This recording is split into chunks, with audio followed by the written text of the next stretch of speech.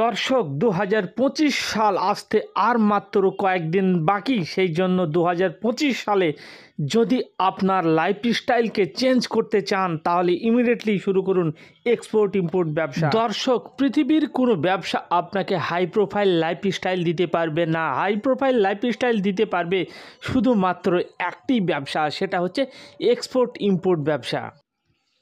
দর্শক, আপনি যখন এক্সপোর্ট ইম্পোর্ট ব্যবসা শুরু করতে চাইবেন তখন আপনার প্রতিবেশী, আপনার রিলেটিভ আপনাকে বাধা দেবে। এক কথায় আপনার উপর হিংসা করবে, আপনাকে বলবে তুই পারবি না, তোর দ্বারা হবে না, তোর দ্বারা সম্ভব।